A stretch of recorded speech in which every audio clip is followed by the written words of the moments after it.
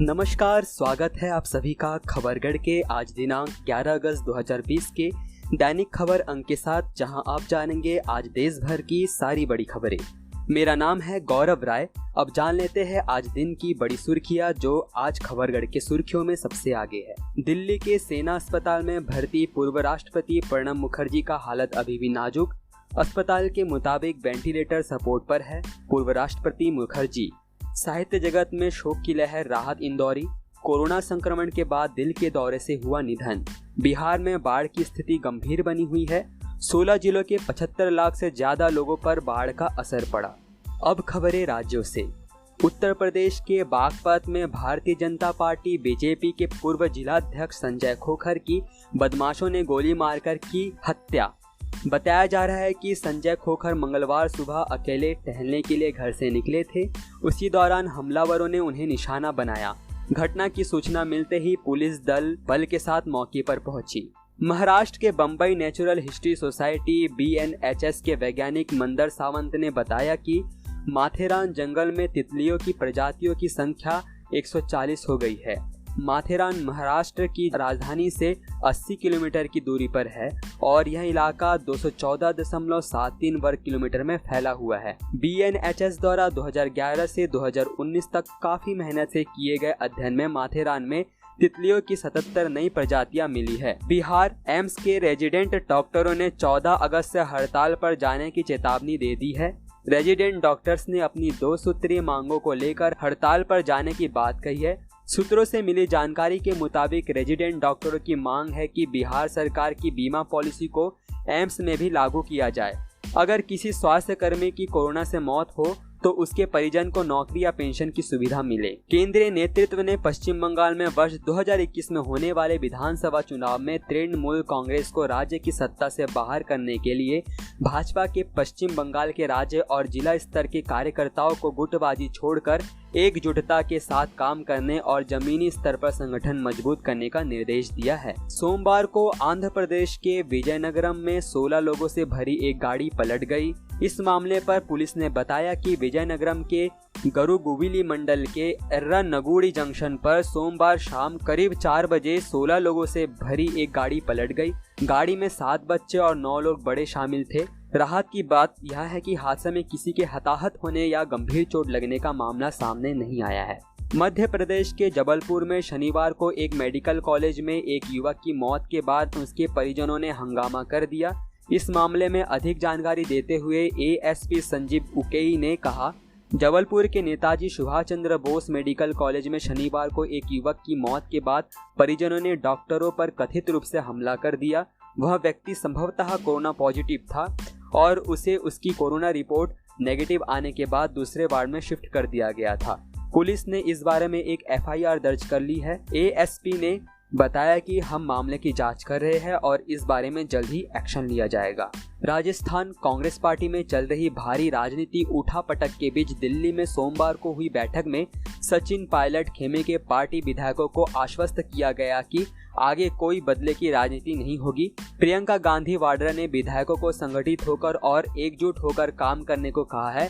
साथ ही यहां भी भरोसा दिलाया कि उनको न्याय मिलेगा। बैठक में बागी विधायकों को यहां आश्वासन दिया गया, गहलोत सरकार बदले की भावना से कोई कार्रवाई नहीं करेगी। गुजरात सरकार ने मास्क नहीं पहनने पर जुर्माना 500 से बढ़ाकर 1000 रुपए कर दिया है। आपको बताते चले कि कोरोना संक्रमण के बढ़ते मामलों को देखते हुए हाई कोर्ट ने राज्य सरकार से मास्क उल्लंघन के लिए जुर्माना बढ़ाकर 1000 रुपए करने को कहा था। ओडिशा कहते हैं कि मौत किसी का इंतजार नहीं करती, लेकिन ऐसे में लापरवाही बरते जाने से क्या होता है सब जानते हैं। ओडिशा के आदिवासी बहुल जिले मयूरभंज में एक दंपति ने दावा किया कि उनके 1 साल की बेटे की मौत इसलिए हो गई क्योंकि एम्बुलेंस के ड्राइवर ने 1 घंटे से ज्यादा समय का लंच ब्रेक लिया। दरअसल निरंजन बहेरा और गीता बहेरा के बेटे को डायरिया की शिकायत के बाद रविवार को बारीपदा शहर के PRM मेडिकल कॉलेज अस्पताल में भर्ती कराया गया था। हालांकि बच्चे की हालत गंभीर होने के चलते अस्पताल प्रशासन ने सोमवार को बच्चे को कटक के SCV मेडिकल कॉलेज अस्पताल में रेफर कर दिया। केरल के मुन्नार में पिछले हफ्ते हुए भीषण भूस्खलन मामले में अधिकारियों ने कहा कि इस इलाके में 30 एक कमरे वाले घर में 83 लोग रहते थे। इनमें से 12 को रेस्क्यू कर लिया गया। अब तक 49 शव मिल चुके हैं। सिर्फ कुछ ही जो घटनास्थल से दूर थे वो बच पाए हैं। पीड़ितों में एक परिवार के 31 लोग और इराविकुलम नेशनल पार्क के 6 स्टाफ भी शामिल है तथा इस हादसे में 19 स्कूली बच्चे लापता है। सूत्रों से मिली ताजा आंकड़ों के मुताबिक मृतकों की संख्या 52 हो गई है। झारखंड, कोरोना के 630 नए मामले आने के बाद प्रदेश में कुल संक्रमितों की संख्या 18,000 के पार पहुंच गई है, जिसमें वर्तमान संक्रमितों की संख्या 8,849 के आसपास है तथा 9,740 से ज्यादा लोग कोरोना को मात दे चुके हैं। 10 अगस्त असम के जोरहाट शहर में आग लगने की खबर सामने आई है। इस मामले पर जोरहाट की उपायुक्त रोशनी अपरांजी कोराती ने जानकारी देते हुए कहा कि रविवार की मध्य रात्रि एटी सड़क पर लगी आग में 2 लोगों की मौत हुई है और 3 अन्य लोग गंभीर रूप से झुलस गए। कोराती ने बताया कि घायलों को जोरहाट मेडिकल कॉलेज और अस्पताल में भर्ती कराया गया और इसके बाद उन्हें बेहतर इलाज के लिए डिब्रूगढ़ रेफर कर दिया गया है। पंजाब, सोमवार को जिला भाजपा एससी मोर्चा ने अध्यक्ष जोगेंद्र शील की अध्यक्षता में तरन तारण, अमृतसर और बटाला में जहरीली शराब पीने से हुई 100 से अधिक लोगों की मौत को लेकर पंजाब सरकार के खिलाफ प्रदर्शन किया। उन्होंने कहा कि कैप्टन सरकार ने 21 दिन में नशा खत्म करने की बात कही थी, पर 3.5 साल बाद भी पूरा पंजाब नशे में डूबा हुआ है। छत्तीसगढ़, सोमवार को मंत्रालय में हुई मंत्रिमंडलीय उप समिति की बैठक में निष्कर्ष निकाला गया है कि छत्तीसगढ़ में समर्थन मूल्य पर धान और मक्का खरीद के लिए किसानों का पंजीयन 17 अगस्त से शुरू होगा। यहां प्रक्रिया 31 अक्टूबर तक चलेगी। आपको बताते चले कि उप समिति ने इस वर्ष 85 लाख टन धान खरीदी का अनुमानित लक्ष्य तय किया है। हरियाणा, देश के 6 उत्तरी राज्यों हरियाणा, पंजाब, उत्तराखंड, राजस्थान, हिमाचल प्रदेश और दिल्ली तथा केंद्र शासित प्रदेश चंडीगढ़ द्वारा नशे की तस्करी नेटवर्क को तोड़ने के लिए साझा रणनीति बनाते हुए पंचकुला में एक अंतरराज्यीय ड्रग सचिवालय स्थापित किया गया था। इस कार्य प्रणाली को और मजबूत बनाया जाएगा ताकि विभिन्न राज्यों की पुलिस के तालमेल से नशा तस्करों पर करारी चोट और मजबूती से की जा सके। दिल्ली प्रदेश में 15 अगस्त को देखते हुए कड़ी रूप से सुरक्षा बढ़ा दी गई है।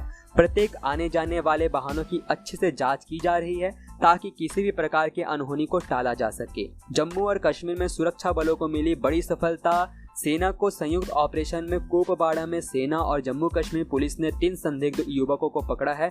इसके साथ ही संदिग्ध युवकों के पास से गोला बारूद और हथियार भी बरामद किए गए हैं।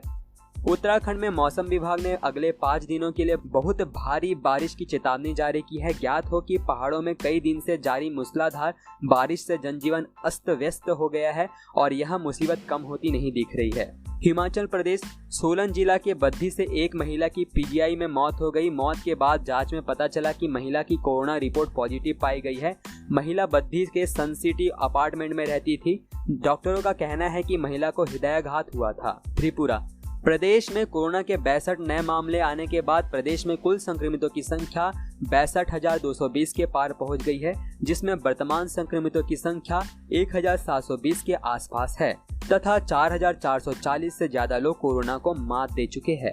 मेघालय, राज्य में कोविड-19 मामलों की संख्या तेजी से बढ़ रही है। वहीं दूसरी ओर मेघालय सरकार डॉक्टरों की कमी का सामना कर रही है। इस पर स्वास्थ्य सेवा निदेशक अमन वार ने कहा, वर्तमान रिक्त पदों के अनुसार 100 से अधिक डॉक्टरों की कमी है। स्वास्थ्य विभाग को कोविड-19 स्थिति से निपटने के लिए अनुबंध के आधार पर नियुक्ति के लिए 50 डॉक्टर भी नहीं मिल सके। मणिपुर, विधानसभा में भारी हंगामे के बीच भारतीय जनता पार्टी के नेतृत्व वाले गठबंधन सरकार ने विश्वास मत जीत लिया है। मुख्यमंत्री बीरेन सिंह विधानसभा में बहुमत साबित करने में सफल रहे। इस दौरान विपक्षी नेताओं ने स्पीकर के खिलाफ प्रदर्शन किया और उन पर कुर्सियां भी फेंकी। पुडुचेरी, लगातार कोरोना वायरस लोगों को अपनी चपेट में लेते जा रही है। इसी क्रम में प्रदेश के 2 मंत्री भी संक्रमित हो चुके हैं। इस पर मुख्यमंत्री नारायणसामी ने ट्वीट करते हुए कहा कि मेरे 2 मंत्रियों श्री कंदासामी और श्री कमलाकन्नन कोविड-19 पॉजिटिव पाए गए हैं। वे अपने कर्तव्यों के निर्वहन में जनता और अधिकारियों के साथ आगे बढ़ रहे थे।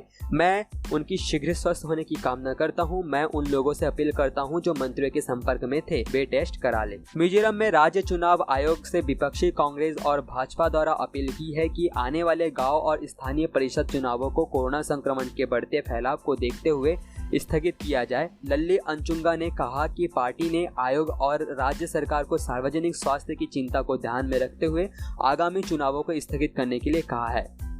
चंडीगढ़ में 2 नए real time pollution monitoring station स्थापित होने वाले हैं, जिससे शहर में अब रियल टाइम में प्रदूषण का स्तर किस एरिया में कितना है यह जानना होगा आसान, तथा प्रदूषण का स्तर बढ़ने पर तुरंत उस एरिया से वाहनों को दूसरे रास्ते डाइवर्ट किया जाएगा। ट्रैफिक पुलिस डाइवर्जन रूट तैयार करेगी। खबरगढ़ की तरफ से विशेष सूचना। अधिकतर राज्यों में लॉकडाउन लगभग खुल चुका है, पर कोरोना अभी भी हमारे आसपास ही है। इससे बचने के लिए सरकारी दिशा निर्देशों का पालन करें। वह अपनी आँख, नाक और मुंह को छूने से पहले अपने हाथों को धो ले। सावधान रहे, सुरक्षित रहे, बदल कर अपना व्यवहार करे कोरोना पर वार। आप सभी के लिए ये सारी जानकारी मैंने और खबरगढ़ की टीम ने जुटाई है।